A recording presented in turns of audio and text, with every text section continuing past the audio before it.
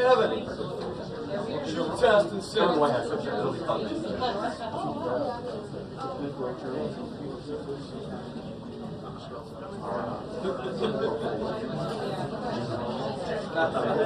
I wasn't doing that. Just my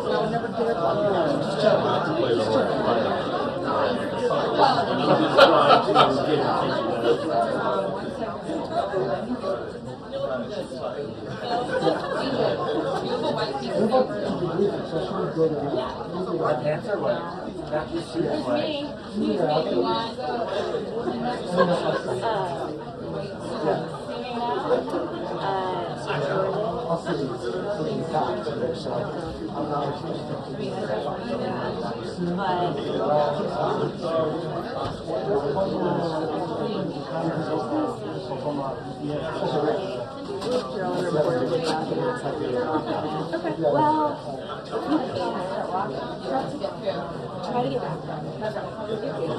Like, even in the back quarter, if you can't, just ask them to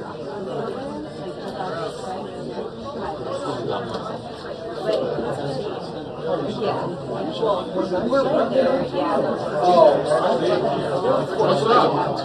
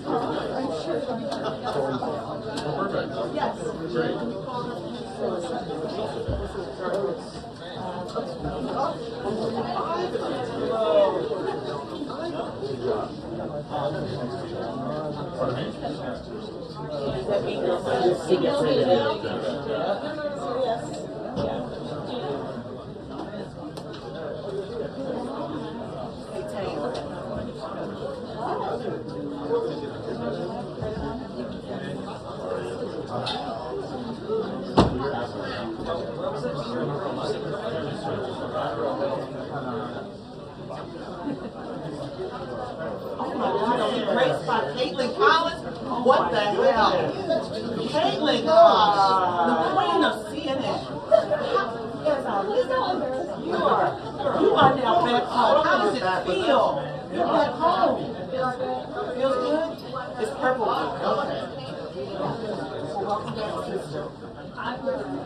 Before we get started, final reminder, if somebody comes and it is their seat that you're sitting in, please vacate it for them. Keep the aisle, keep a space in the aisle so that the talkers can move around, and please don't put your cell phones up too high to block the cameras. Thank you all. I know we never got this before. Hi, Peter.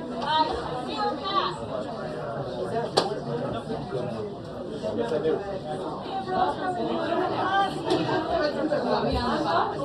Go through that way. Because you're not going to get Really well.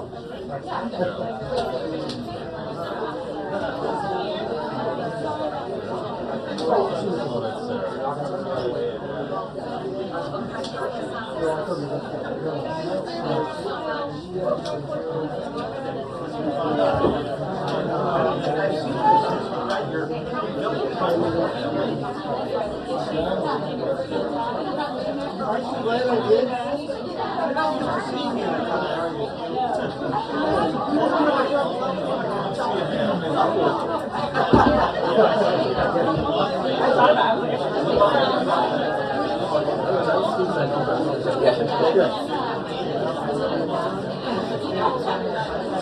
I wish I could hand cameras and show you. Actually, this is safe, but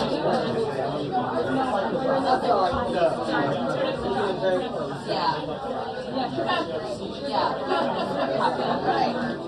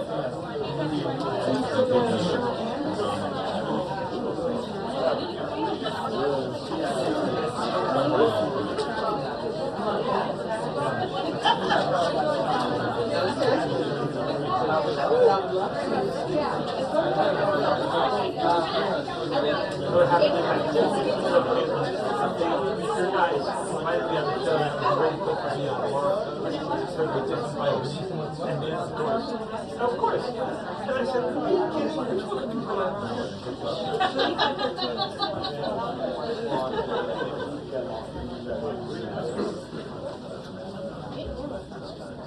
All right, guys, this is the first briefing. This room is the Caitlin Collins.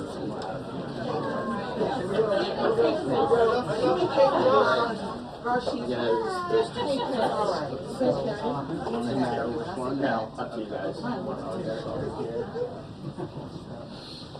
would not be surprised.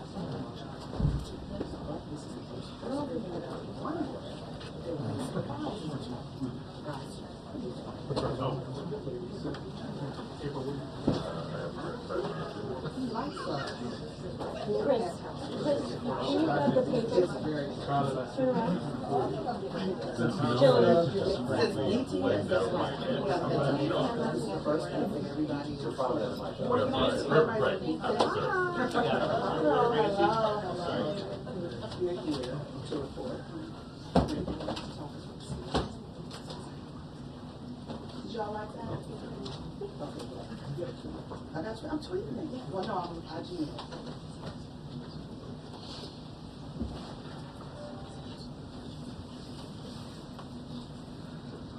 Hey, Nancy, is that your phone that fell underneath the chair? Oh, okay, probably.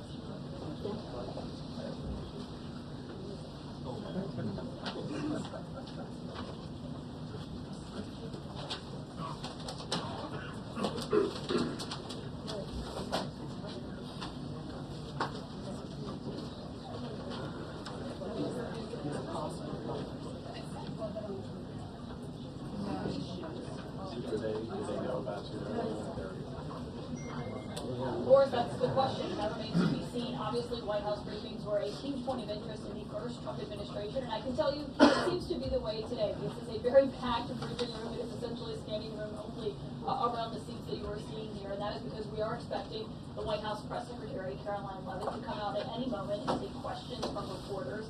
And of course, there are many questions to ask about the Well, guys, I'm gonna have to sit down. This starts on time. I'll tell you, it took a while just to get to my seat because the room is packed with people. I mean, I've never seen it like this in here the whole time I covered President Biden. This is obviously the first briefing of this new Trump administration, and there's no shortage of things to ask about. I mean, day one, there were 200 or so executive actions that were taken. The president last night signed another slate of 5, I believe, more orders and one action, and then added even more such a so new executive orders coming in every day. The new executive orders that's went away about the memo that caused all the federal funding. Will not be a stranger to any of his supporters. She ran unsuccessfully for a Congress seat in New Hampshire, and now, of course, she will be taking the podium at a time when there are a lot of questions about all of the activity that we've seen in the West Wing in just over a week of Trump's second term for us. Thank you.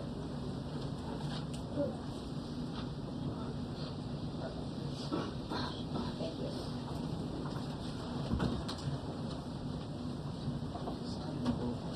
Was it, maybe they're taking the wrong mic?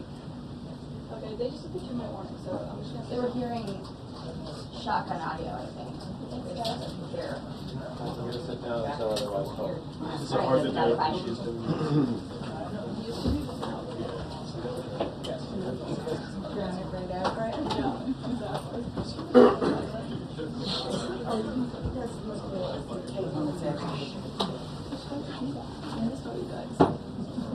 Oh my God, Mike Adams was Mike.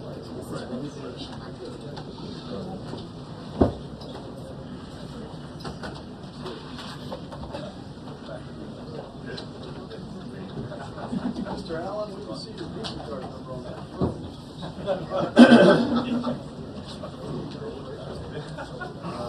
One of them turned 18, and the other driving college.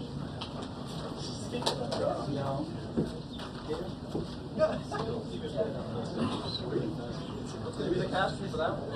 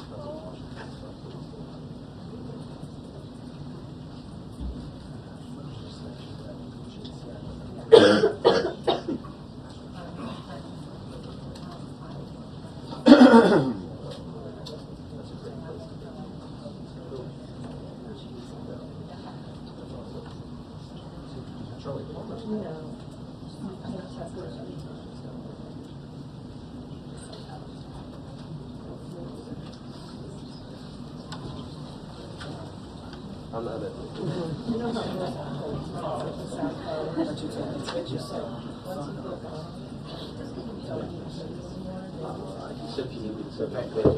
Yeah. Just for the entrance. Oh, you're all good. I've never even seen this room yet. It sounds kind of crazy. It's packed. No. Since 4 years ago like this. I like a tuna fish. Yeah. Imagine being back there. I'm sorry. Good afternoon, everybody. How are we? Good to see all of you. It's an honor to be here with all of you. A lot of familiar faces in the room, a lot of new faces. And President Trump is back, and the golden age of America has most definitely begun. The Senate has already confirmed 5 of President Trump's exceptional cabinet nominees, Secretary of State Marco Rubio, Defense Secretary Pete Hegseth, CIA Director John Ratcliffe, Homeland Security Secretary Kristi Noem, and Treasury Secretary Scott Bessent. It is imperative that the Senate continues to confirm the remainder of the president's well-qualified nominees as quickly as possible. As you have seen during the past week, President Trump is hard at work fulfilling the promises that he made to the American people on the campaign trail. Since taking the oath of office, President Trump has taken more than 300 executive actions, secured nearly $1 trillion in U.S. investments, deported illegal alien rapists, gang members, and suspected terrorists from our homeland, and restored common sense to the federal government. I want to take a moment to go through some of these extraordinary actions. On day one, President Trump declared a national emergency at our southern border to end the 4-year-long invasion of illegal aliens under the previous administration. Additionally, President Trump signed an executive order to end catch and release and finish construction of his effective border wall. By using every lever of his federal power, President Trump has sent a loud and clear message to the entire world. America will no longer tolerate illegal immigration, and this president expects that every nation on this planet will cooperate with the repatriation of their citizens. As proven by this weekend, when President Trump swiftly directed his team to issue harsh and effective sanctions and tariffs on the Colombian government, upon hearing they were denied a U.S. military aircraft full of their own citizens who were deported by this administration. Within hours, the Colombian government agreed to all of President Trump's demands, proving America is once again respected on the world stage. So, to foreign nationals who are thinking about trying to illegally enter the United States, think again. Under this president, you will be detained and you will be deported. Every day, Americans are safer because of the violent criminals that President Trump's administration is removing from our communities. On January 23rd, ICE New York arrested a Turkish national for entry without inspection who is a known or suspected terrorist. On January 23rd, ICE San Francisco arrested a citizen of Mexico unlawfully present in the United States who has been convicted of continuous sexual abuse of a child aged 14 years or younger. ICE St. Paul has arrested a citizen of Honduras who was convicted of fourth-degree criminal sexual conduct with a minor. ICE Buffalo arrested a citizen of Ecuador who has been convicted of rape. ICE Boston arrested a citizen of the Dominican Republic who has a criminal conviction for second-degree murder. This criminal was convicted of murder for beating his pregnant wife to death in front of her 5-year-old son. And ICE St. Paul also arrested a citizen of Mexico who was convicted of possessing pornographic material of a minor on a work computer. These are the heinous individuals that this administration is removing from American communities every single day, and to the brave state and local law enforcement officers, CBP, and ICE agents who are helping in the facilitation of this deportation operation, President Trump has your back, and he is grateful for your hard work. On the economic front, President Trump took immediate action to lower costs for families who are suffering from 4 long years of the Biden administration's destructive and inflationary policies. President Trump ordered the heads of all executive departments and agencies to help deliver emergency price relief to the American people, untangle our economy from Biden's regulatory constraints, and end the reckless war on American energy. President Trump also signed sweeping executive orders to end the weaponization of government and restore common sense to the federal bureaucracy. He directed all federal agencies to terminate illegal diversity, equity, and inclusion programs to help return America to a merit-based society. President Trump also signed an executive order declaring it is now the policy of the federal government that there are only 2 sexes, male and female. Sanity has been restored. Before I take your questions, I would like to point out to all of you once again have access to the most transparent and accessible president in American history. There has never been a president who communicates with the American people and the American press corps as openly and authentically as the 45th and now 47th President of the United States. This past week, President Trump has held multiple news conferences, gaggled on Air Force One multiple times, and sat down for a 2-part interview on Fox News, which aired last week. As Politico summed it up best, Trump is everywhere again. And that's because President Trump has a great story to tell about the legendary American revival that is well underway. And in keeping with this revolutionary media approach that President Trump deployed during the campaign, the Trump White House will speak to all media outlets and personalities, not just the legacy media who are seated in this room. Because according to recent polling from Gallup, Americans' trust in mass media has fallen to a record low. Millions of Americans, especially young people, have turned from traditional television outlets and newspapers to consume their news from podcasts, blogs, social media, and other independent outlets. It's essential to our team that we share President Trump's message everywhere and adapt this White House to the new media landscape in 2025. To do this, I'm excited to announce the following changes will be made to this historic James S. Brady briefing room, where Mr. Brady's legacy will endure. This White House believes strongly in the First Amendment, so it's why our team will work diligently to restore the press passes of the 440 journalists whose passes were wrongly revoked by the previous administration. We're also opening up this briefing room to new media voices who produce news-related content and whose outlet is not already represented by one of the seats in this room. We welcome independent journalists, podcasters, social media influencers, and content creators to apply for credentials to cover this White House. And you can apply now on our new website, whitehouse.gov/new media. Starting today, this seat in the front of the room, which is usually occupied by the press secretary's staff, will be called the new media seat. My team will review the applications and give credentials to new media applicants who meet our criteria and pass United States Secret Service requirements to enter the White House complex.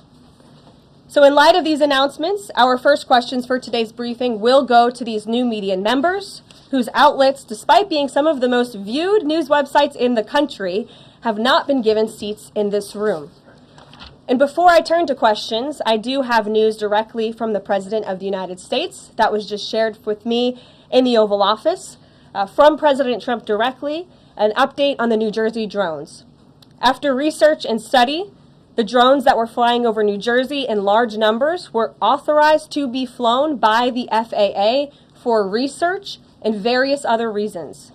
Many of these drones were also hobbyists, recreational, and private individuals that enjoy flying drones. In time, it got worse due to curiosity. This was not the enemy. A statement from the President of the United States to start this briefing with some news. And with that, I will turn it over to questions. And we will begin with our new media members, Mike Allen from Axios, Matt Boyle from Breitbart. Mike, why don't you go ahead? Thank you very much. Caroline, does the president see anything fishy about DeepSeek, either its origins or its cost? And could China's ability to make these models quicker, cheaper, affect our thinking about expanding generation data centers, chip manufacturing? Sure. The president was asked about DeepSeek last night on Air Force One when he gaggled for, I think, the third or fourth time throughout the weekend with members of the traveling press corps. The president said that he believes that this is a wake-up call to the American AI industry. The last administration sat on their hands and allowed China to rapidly develop this AI program. And so President Trump believes in restoring American AI dominance. And that's why he took very strong executive action this past week to sign executive orders to roll back some of the onerous regulations on the AI industry. And President Trump has also proudly appointed the first AI and crypto czar at this White House, David Sachs, whom I spoke with yesterday, very knowledgeable on this subject, and his team is here working every single day to ensure American AI dominance. As for the national security implications, I spoke with NSC this morning. They are looking into what those may be, and when I have an update, I will share it with you, Mike. Caroline, you say restore U.S. dominance. Is there a fear that the U.S. either is fallen or has fallen behind? And how would the president make sure the U.S. stays ahead? No, the president is confident that we will restore American dominance in AI. Yeah, Matt. so Karoline, first off, thank you to you and President Trump for actually giving voices to new media outlets that represent millions and millions of Americans. The thing I would add, I've got a two-part question for you. The first is just can you expand upon what steps the White House is going to take to bring more voices, not less, which is what our founder, Andrew Breitbart, believed in, into this room where they rightfully belong? Yeah. Absolutely. And as I said in my opening statement, Matt, it is a priority of this White House to honor the First Amendment. And it is a fact that Americans are consuming their news media from various different platforms, especially young people. And as the youngest press secretary in history, thanks to President Trump, I take great pride in opening up this room to new media voices to share the president's message with as many Americans as possible. In doing so, number one, we will ensure that outlets like yours, Axios and Breitbart, which are widely respected and viewed outlets, have an actual seat in this room every day. We also, again, encourage anybody in this country, whether you are a TikTok content creator, a blogger, a podcaster, if you are producing legitimate news content, no matter the medium, you will be allowed to apply for press credentials to this White House. And as I said earlier, our new media website is whitehouse.gov/new media. And so we encourage people to apply. Again, as long as you are creating news-related content of the day and you're a legitimate independent journalist, you're welcome to cover this White House. And secondly, Karoline, you said you laid out several of the actions that President Trump has taken. Obviously, it's a stark contrast to the previous administration of breakneck speed from President Trump. Can we expect that pace to continue as the first 100 days moves along here and beyond that? Absolutely. There's no doubt President Trump has always been the hardest working man in politics. I think that's been proven over the past week. This president has again signed more than 300 executive orders. He's taken historic action. I gaggled aboard Air Force One to mark the first 100 days of this administration, 4 p.m. last Friday, or first 100 hours rather. And this president did more in the first 100 hours than the previous president did in the first 100 days. So President Trump, I think you can all expect for him to continue to work at this breakneck speed, so I hope you're all ready to work very hard. I know that we are. Zeke Miller. Thanks, Karoline. A question that we've asked your predecessors of both parties in this job. When you're up here in this briefing room speaking to the American public, do you view yourself and your role as advocating on behalf of the president or providing the unvarnished truth that is, not to lie, not to obfuscate to the American people? I commit to telling the truth from this podium every single day. I commit to speaking on behalf of the President of the United States. That is my job. And I will say it's very easy to speak truth from this podium when you have a president who is implementing policies that are wildly popular with the American people, and that's exactly what this administration is doing. It's correcting the lies and the wrongs of the past 4 years, many of the lies that have been told to your faces in this very briefing room.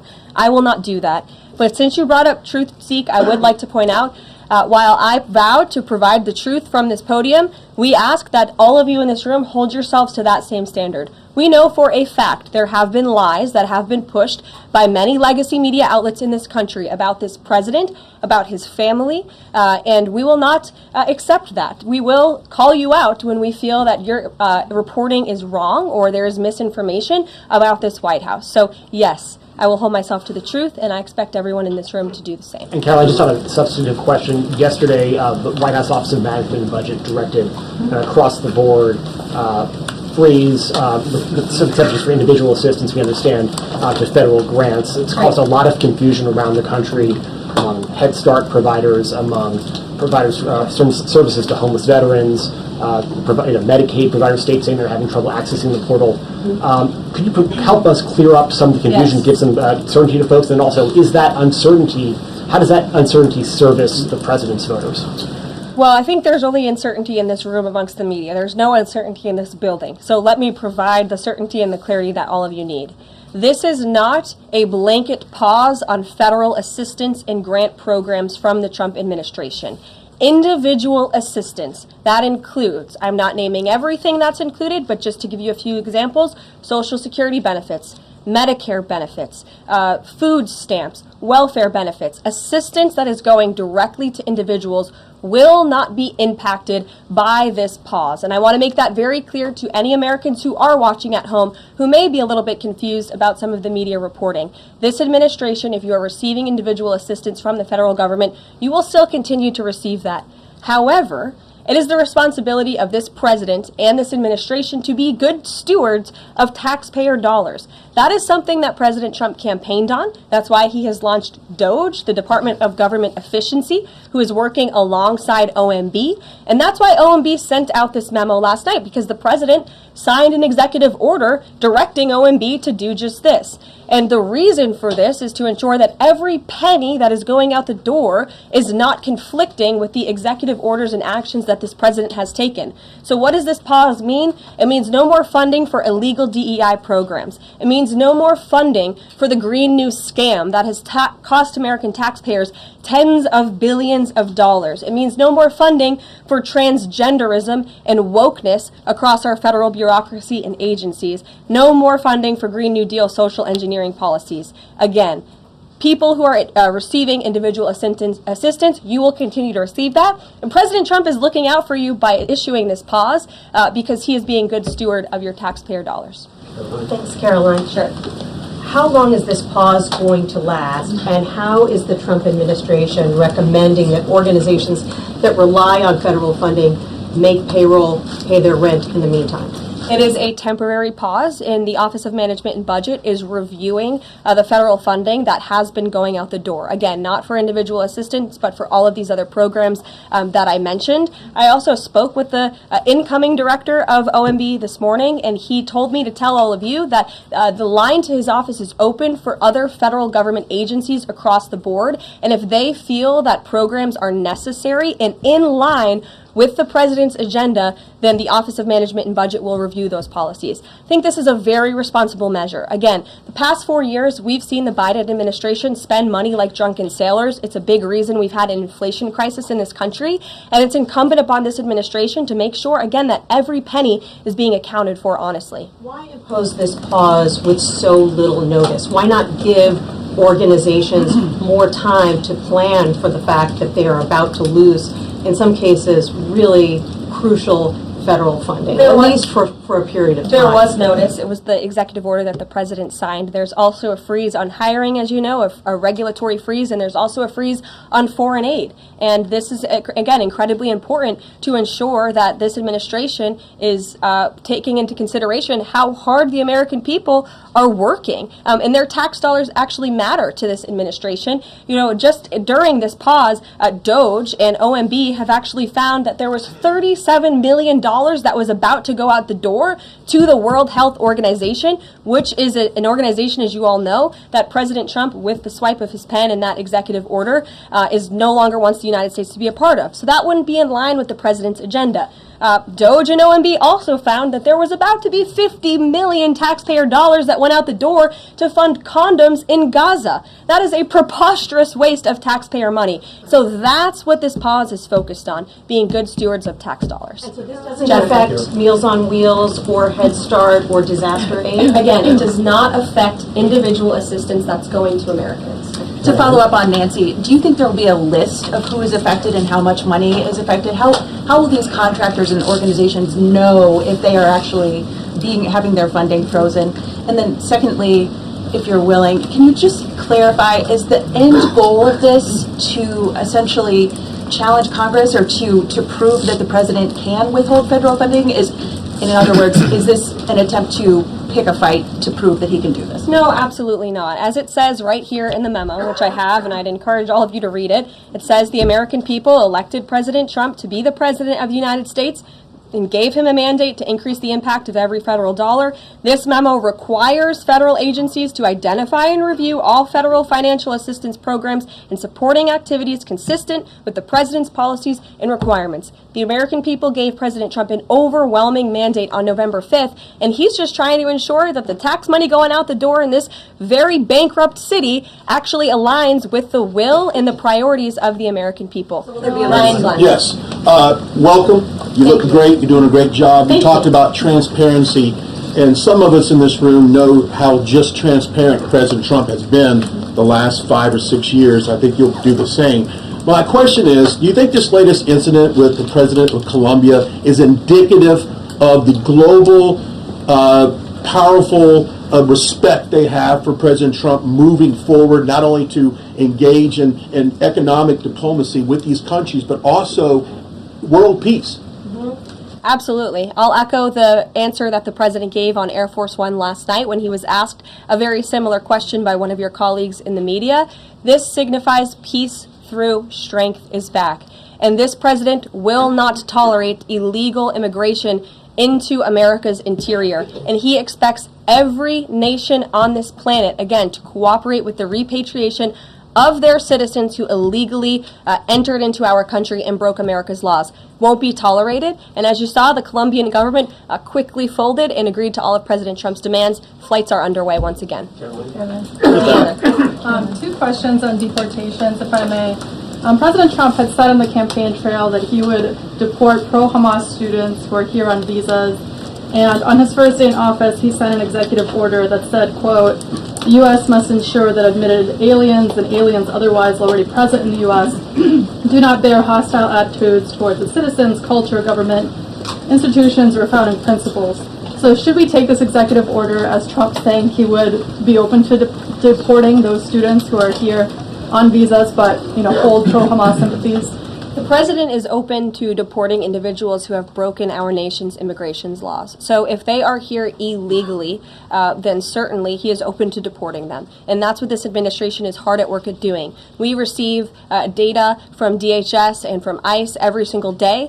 From what we hear on the ground, ICE agents are feeling incredibly empowered right now because they actually have a leader in this building who is supporting them in doing their jobs that they were hired to do, which is to detain, arrest, and deport illegal criminals who have invaded our nation's borders over the past 4 years. That's what the president is committed to seeing. Peter. Very quickly, just following up on the question on immigration first. President Trump, during the course of the campaign in 2024, said the following about illegal immigration. He said, "They're going back home where they belong, and we start with the criminals. There are many, many criminals." NBC News has learned that ICE arrested 1,179 undocumented immigrants on Sunday, but nearly half of them, 566 of the migrants, appear to have no prior criminal record besides entering the country illegally. Is the president still focused exclusively, which is a civil crime, it's not criminal? It's a federal crime. So I'm asking though, he said he was going to focus on those violent offenders first. So is violent offenders no longer the predicate for these people to be deported? The president has said countless times on the campaign trail, I've been with him at the rallies, I know you've been there covering them too, Peter,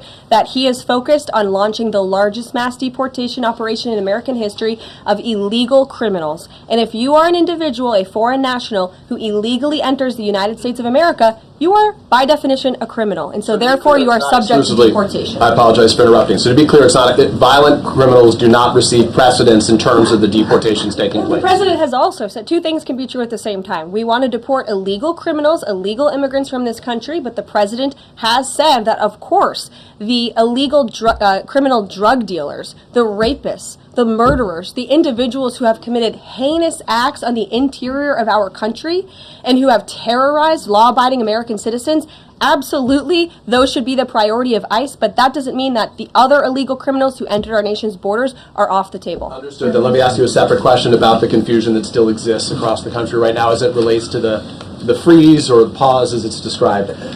President Trump, of course, ran one of the key policy items was that he was going to lower prices, lower the cost of everything from groceries, as he often said. But in many of the cases, it would seem that some of these moves could raise prices for real Americans on everything from low-income heating, that program, child care programs.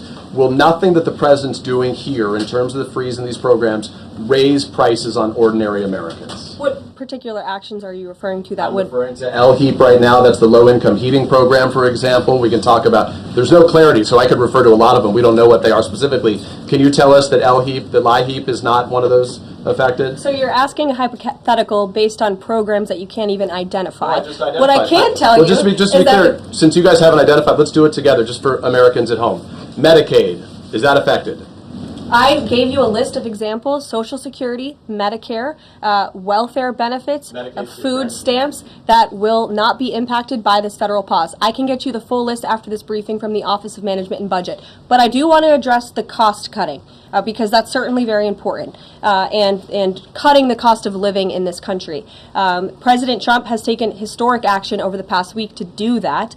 He actually signed a memorandum to deliver emergency price relief for American families, which took a number of actions. I can walk you through those. He also repealed many onerous Biden administration regulations. We know over the past 4 years, American households has been essentially taxed $55,000 in regulations from the previous administration. President Trump, with the swipe of his pen, rescinded those, which will ultimately put more money back in the pockets of the American people.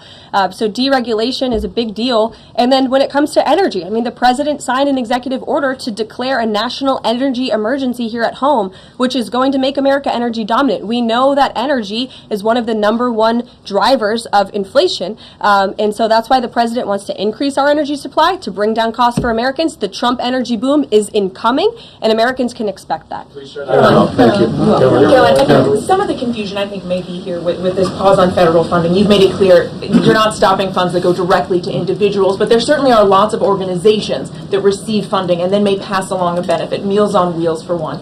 They provide meals for over 2.2 million seniors. What is the president's message to Americans out there, many of whom supported him and voted for him, who are concerned that this is going to impact them directly, even if, as you said, the funding isn't coming directly to their wallet? I have now been asked and answered this question 4 times. To individuals at home who receive direct assistance from the federal government, you will not be impacted by this federal freeze. In fact, OMB just sent out a memo to Capitol Hill with Q&A to clarify some of the questions and the answers that all of you are asking me right now. Again, direct assistance will not be impacted. I've been asked and answered about this OMB memo. There's many other topics of the day. Jackie Heinrich. Direct assistance, Caroline, it's going to another organization and then trickling down. Direct assistance that is in the hands of the American people will not be impacted. Again, as I said to Peter, we will continue to provide that list as it comes to fruition. But OMB right now is focused on analyzing the federal government's spending, which is exactly what the American people elected President Trump to do. And one question, Caroline, on immigration. Of the 3,500 arrests ICE has made so far since President Trump came back into office, can you just tell us the numbers? How many have a criminal record versus those who are just in the country illegally? All of them, because they illegally broke our nation's laws, and therefore they are criminals as far as this administration goes. I know the last administration didn't see it that way, so it's a big culture shift in our nation to view someone who breaks our immigration laws as a criminal, but that's exactly what they are. You may have one going the worst first. They all have a criminal record. And welcome to the briefing If they room. broke our nation's laws, yes, they are criminal. Yes. Thank you. On stripping security details for figures like John Bolton, Pompeo, Brian Hook, Senator Tom Cotton said that he's seen the intelligence and the threat from Iran is real for anyone who played a role in the Soleimani strike. He voiced concern it wouldn't just impact those individuals, but potentially their family, innocent bystanders, friends, anyone who's near them when they're out in public. Is the president open to reconsidering his decision? The president was asked and answered this yesterday, and he was firm in his decision despite some of the comments that you had referenced, and he's made it very clear that he does not believe American taxpayers should fund security details for individuals who have served in the government for the rest of their lives, and there's nothing stopping these individuals that you mentioned from obtaining private security. That's where the president stands on it. I have no updates on that. Is there any concern that this decision might jeopardize the administration's ability to hire the best advisors for these kinds of positions in the future? No, in fact, I've talked to the Presidential Personnel Office, who has told me directly that there is such an influx of resumes for this administration that it's incredibly overwhelming. There is no lack of talent for the Trump administration. Reagan, would he take any responsibility if anything happened to these people? Would he feel at all that his decision was a factor in that? The president was asked and answered this yesterday. I defer you to his Thanks, comments. Caroline. Reagan, since you're in the back row, I hear you. The back row hasn't gotten much attention in the last 4 years, so I'm happy to answer your question. And I can project. Does the president intend to permanently cut off funding to NGOs that are bringing illegal foreign nationals to the country, such as Catholic charities? I am actually quite certain that the president signed an executive order that did just that, and I can point you to that. One more, Caroline. President Trump issued an executive order on increased vetting for refugees in visa applications. Part of that order was considering an outright ban for countries that have deficient screening processes. Has the president considered yet which countries might fall into this category, or countries like Afghanistan or Syria under consideration for a full ban? Yeah, so the president signed an executive order to streamline the vetting for visa applicants and for illegal immigrants in this country who are coming, of course, from other nations. It also directed the Secretary of State to review the process and make sure that other countries around the world are being completely transparent with our nation and the individuals that they are sending here. And so the Secretary of State has been directed to report back to the president. I haven't seen that report yet. We've only been here for a few days. One, on the freeze in federal funding, who advised the president on the legality of telling government agencies that they don't have to spend money that was already appropriated by Congress? Well, as the OMB memo states, this is certainly within the confines of the law. So White House counsel's office believes that this is within the president's power to do it, and therefore he's doing it. Okay, so they disagree with lawmakers who say that they don't have the power to freeze this funding. Again, I would point you to the language in the memo that clearly states this is within the law. And on what happened on Friday night, the administration fired several inspectors general without giving Congress the 30-day legally required notification that they were being fired. I think only 2 were left at DHS and the DOJ. And then yesterday we saw several prosecutors, I believe 12, fired from the Justice Department who worked on the investigations into the president. As you know, they are career prosecutors, therefore they are afforded civil service protections. How is the administration deciding which laws to follow and which ones to ignore?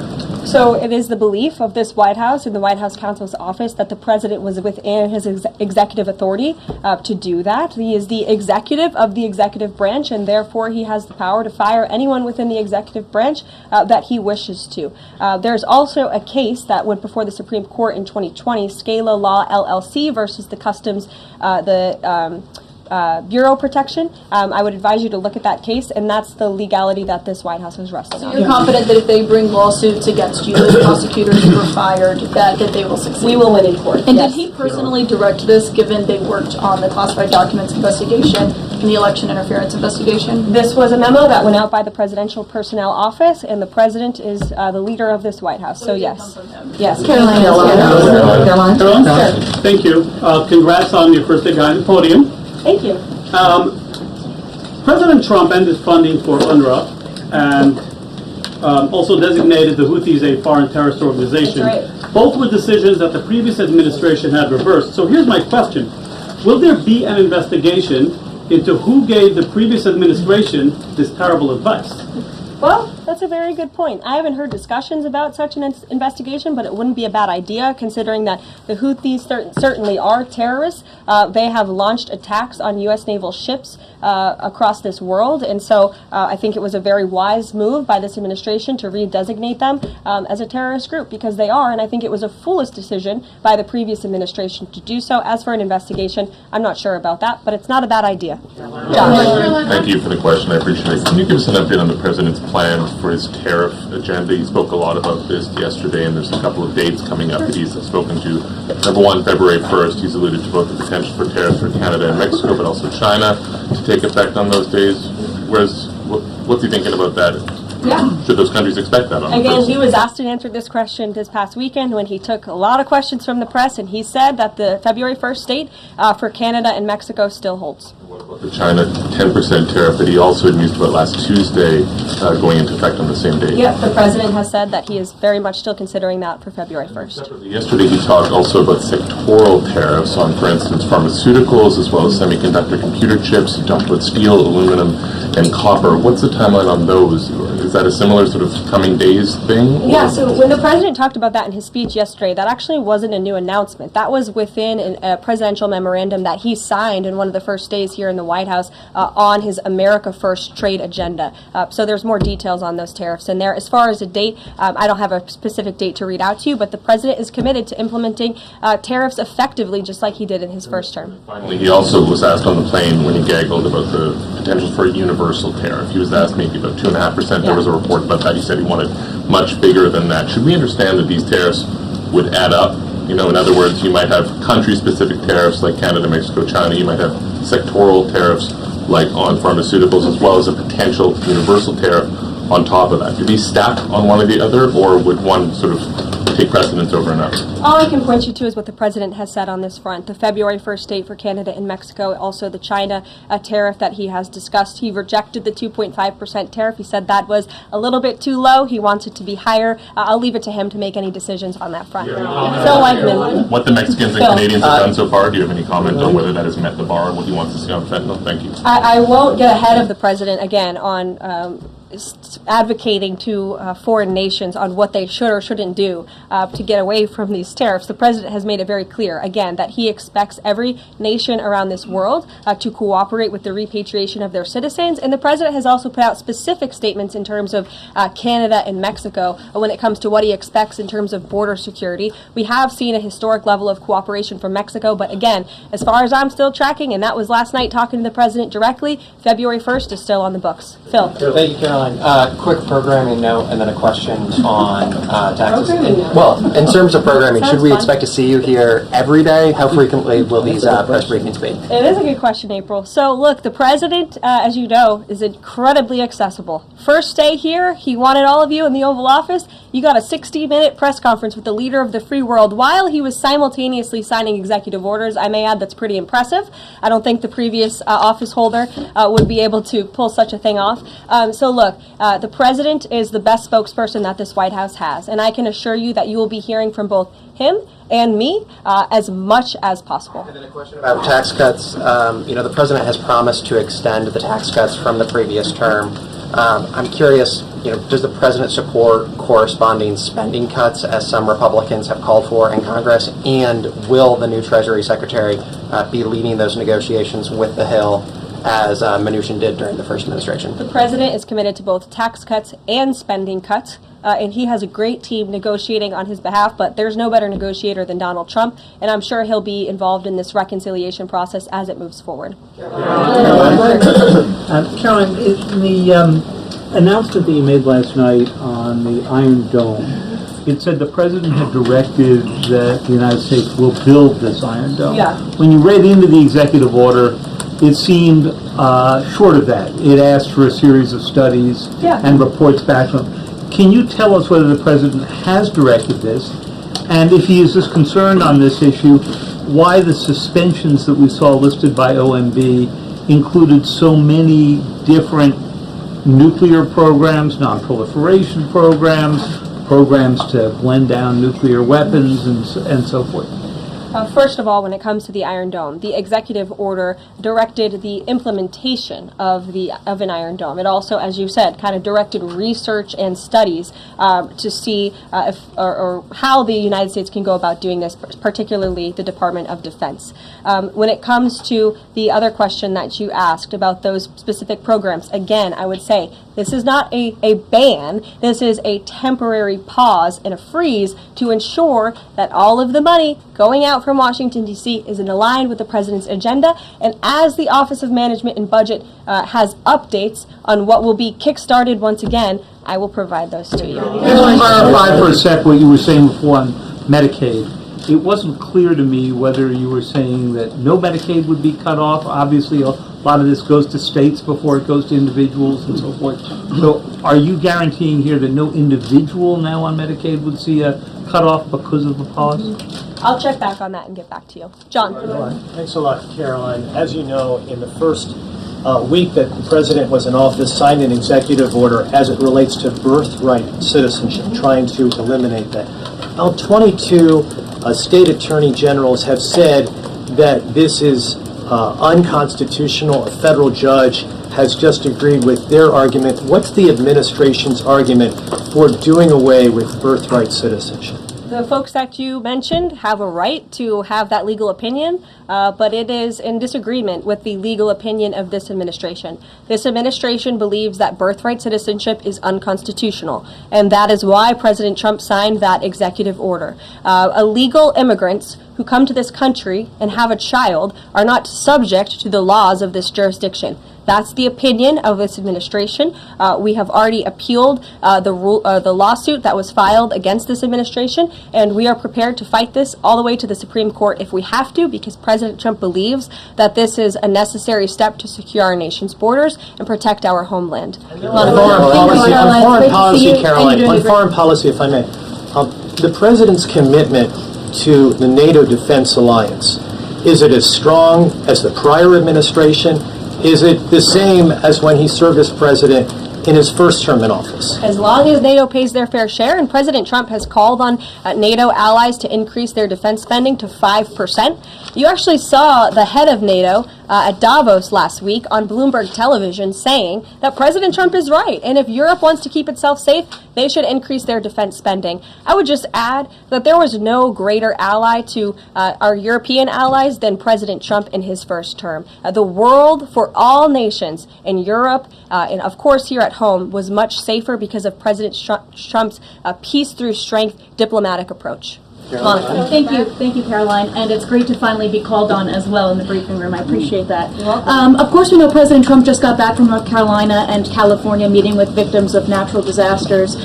There's the 2-year anniversary of the East Palestine, Ohio toxic train derailment. Does the president have any plans to go visit the victims of that toxic spill, or just visit in general? No plans that I can read out for you here. If that changes, I will certainly keep you posted. What I can tell you is that President Trump still talks about his visit to East Palestine, Ohio. That was one of the turning points, I would say, in the previous election campaign, where Americans were reminded that President Trump is a man of the people, and he, as a candidate, visited that town that was just derailed by the train derailment, no pun intended, and he offered support and hope. Just like I saw the president do this past week, it was a purposeful decision by this president on his first domestic trip to go to North Carolina and to California to visit with Americans who were impacted by Hurricane Helene and also by the deadly fires. A red state and a blue state, both of which feel forgotten by the previous administration and the federal government. That is now ended under President Trump. He will continue to put Americans first, whether they're in East Palestine, in Pacific Palisades, or in North Carolina. Thank you, Caroline. On California, could you please clarify what the military did with the water last night as referenced in the president's Truth Social post? The water has been turned back on in California, and this comes just days after President Trump visited Pacific Palisades, and as you all saw, applied tremendous pressure on state and local officials in Pacific Palisades, including Los Angeles Mayor Karen Bass, to turn on the water and to direct that water to places in the south and in the middle of the state that have been incredibly dry, which has led to the expansion, the rapid expansion of these fires. So could you clarify what the military's role was, where the water came from, and how it got there? Again, the Army Corps of Engineers has been on the ground in California to respond to the devastation from these wildfires, and I would point out that just days after President Trump visited the devastation from these fires, the water was turned on. That is because of the pressure campaign he put on state and local officials there who clearly lack all common sense. And I will never forget being at that roundtable with the president last week and hearing the frustration in the voices of Pacific Palisades residents who feel as though their government has just gone insane. Before President Trump showed up on the scene, Karen Bass was telling private property owners that they would have to wait 18 months to access their private property. So this administration, the president and his team that's on the ground in California, Rick Grinnell, who he has designated to oversee this great crisis, it will continue to put pressure on Karen Bass and state and local officials to allow residents to access their properties. This is a huge part of it. These residents want to take part in their own clearing out of their properties. They should be able to do that. It's the United States of America. What happened to our freedom? Clearly it's gone in California, but not anymore under President Trump. April. Caroline, welcome to the briefing room. Thank you. Several questions. One on the pause. Will minority-serving institutions, preferably colleges and universities, have those monies held back temporarily at this moment? Again, I have not seen the entire list because this memo was just sent out. So I will provide you all with updates as we receive them, okay? Secondly, when it comes to immigration, there is this southern border focus. What happens to those who overstayed their visas? That is part of the broken immigration system. In 2023, there was a report by the Biden administration, the Homeland Security Department, that said overstays of visas were 3 times more than usual. Will there be a focus on the overstays for visas as well? If an individual is overstaying their visa, they are therefore an illegal immigrant residing in this country, and they are subject to deportation. And also, lastly, as we're dealing with anti-DEI, anti-woke efforts, we understand this administration speaking about celebrating Black History Month. Have you got any word on that? Anything that you can offer to us? As far as I know, this White House certainly still intends to celebrate, and we will continue to celebrate American history and the contributions that all Americans, regardless of race, religion, or creed, have made to our great country, and America is back. Christian Daycock. Thanks, Caroline. Just real quick, you mentioned the inflation executive order the president signed, but egg prices have skyrocketed since President Trump took office. So what specifically is he doing to lower those costs for Americans? Really glad you brought this up, because there is a lot of reporting out there that is putting the onus on this White House for the increased cost of eggs. I would like to point out to each and every one of you that in 2024, when Joe Biden was in the Oval Office, or upstairs in the residence sleeping, I'm not so sure, egg prices increased 65% in this country. We also have seen the cost of everything, not just eggs. Bacon, groceries, gasoline have increased because of the inflationary policies of the last administration. As far as the egg shortage, what's also contributing to that is that the Biden administration and the Department of Agriculture directed the mass killing of more than 100 million chickens, which has led to a lack of chicken supply in this country, therefore a lack of egg supply, which is leading to the shortage. So I will leave you with this point.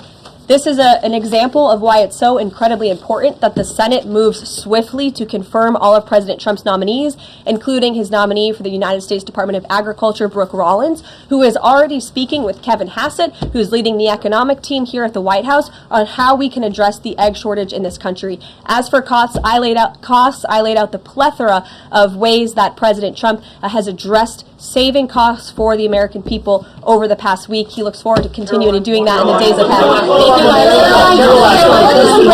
more border Are question. Medicaid portals down in all 50 states?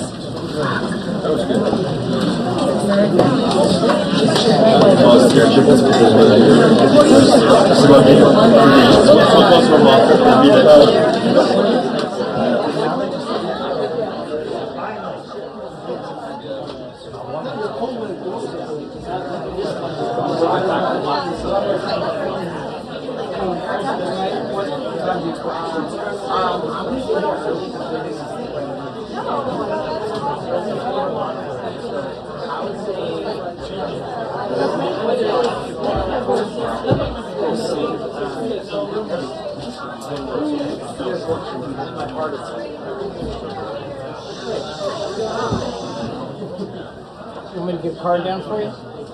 No, it's straight to Look at you. Straight to a computer. It's not nice. You should not talk John Else with this computer.